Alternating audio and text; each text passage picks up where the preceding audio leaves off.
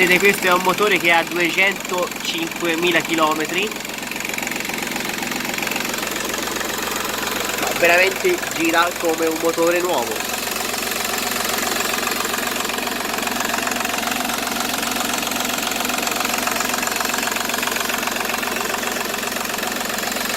Seat Ibiza 1400 turbo diesel, 3 cilindri.